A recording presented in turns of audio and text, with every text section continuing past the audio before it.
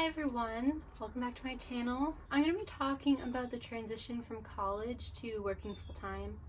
I went to a state school and I am now a mechanical engineer. I'm sure a lot of these things apply to other industries, but my experience is specifically within the engineering industry. The biggest thing I have come to realize is that when you first enter the workforce, no one expects you to know almost anything at all. They realize that when you're in school, you don't learn the actual processes or any of the actual skills you will need for your job. And they know that you're going to need a lot of training and quite a bit of time to get used to things. Secondly, going off of that point, it's very okay and extremely encouraged to ask questions and ask for help. Because no one expects you to know anything, they don't want you to be sitting and suffering in silence. So just ask any question. Ask even the dumb questions. Ask for people to slow down when they're explaining things. Ask what all these crazy acronyms mean. It's likely that in any industry there's going to be lots and lots of acronyms that you don't know what they mean. So just ask. Even people who've been at the company for quite a while probably don't even know all of them. Thirdly, try and learn as much as you can while you are young, while you're first getting into your job. Because no one expects you to know anything, this is the perfect opportunity for you to get people to explain things to you and to try to absorb as much information as you can.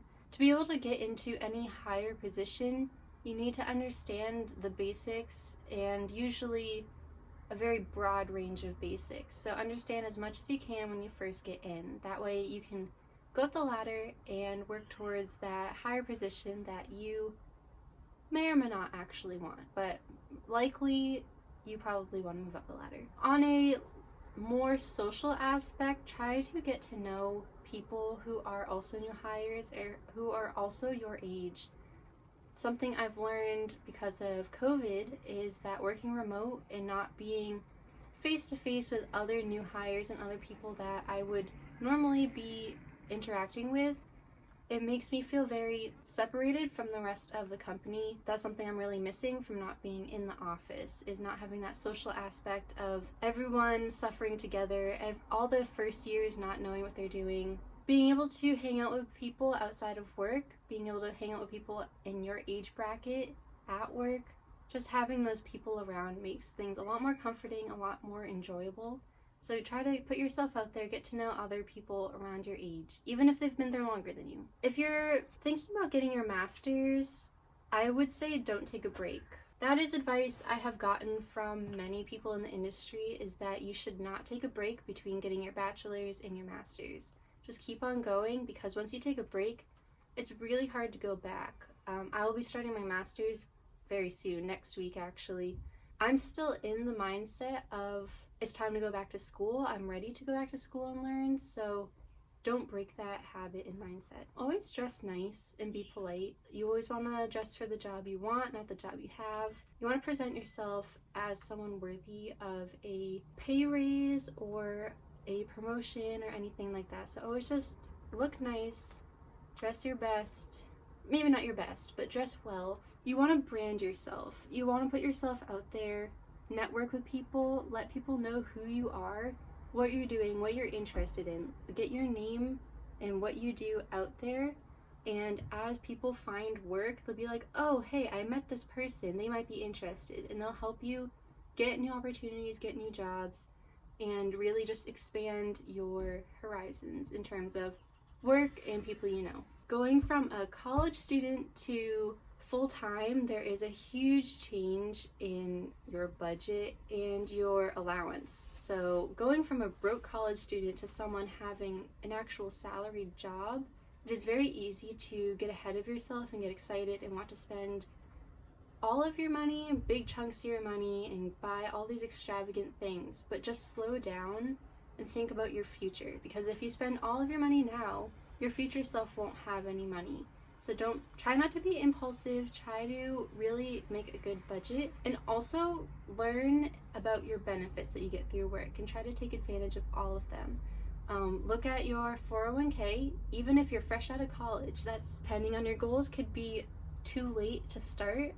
So it's never too soon to think about retirement. A lot of employers will do a 401k match. So check how much that percent is and try to max that out, because that's basically free money that you would be missing out on otherwise. Also take a look into healthcare and HSAs, which is a health savings account. That is a tax deductible. Yeah, I don't really know. It's a huge benefit that you can use towards any healthcare, including vision and dental. So take a look at that. Look at all of the benefits that your employer offers and just ask people about what they mean. Sometimes they'll probably redirect you to who to talk to because they can't advise you to do certain things. Sometimes there's even seminars at certain companies that help you learn about what your benefits are and how to use them to your best advantage. When you're first starting out, don't overload yourself. It can be really exciting having this new job and really wanting to do all these great projects and doing all of the things and getting exposure into many different avenues, but don't overload yourself. If you become overwhelmed, then you're going to end up slacking in all of the areas, and you don't want that. You really want to be able to do well at one thing and just really work off of that, and then once you get a handle on one thing, then expand into doing something else, then something else.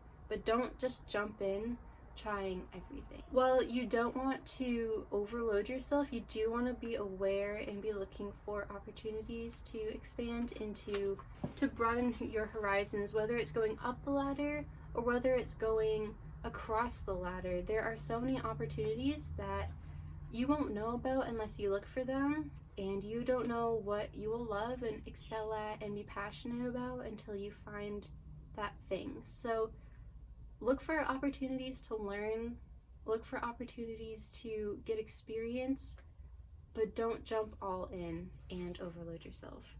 Also, my very last thing is to make sure you figure out what you value. For me, I really value work-life balance. I don't want to be living to work. We are a society that is very good at working, that is very good at just keeping on going, working overtime until we are miserable. We only live for the weekends, and it's important that you have a little bit of work-life balance every day, that you are able to have a hard stop when your shift is up, and then being able to go spend time with your family, go spend time with your friends, take care of yourself, and do all of that. I think that's really important. And it's very easy when you first start your job to get overwhelmed, feel like you need to put in those extra hours, just want that extra overtime money if you get that. But I would just say try to have a work-life balance, because it's really hard to work yourself backwards. So just start yourself on a good foot. Thank you guys for watching. I know this was a short video. If you want me to explain anything more in detail or go over anything more, just let me know in the comments. I've been working full-time for I think 4 months now. I had interned for 2 years before that and had a previous internship the year before that. So I've had a bit of experience in the industry, and yeah, just let me know of any questions you have or anything you want me to talk about. Bye.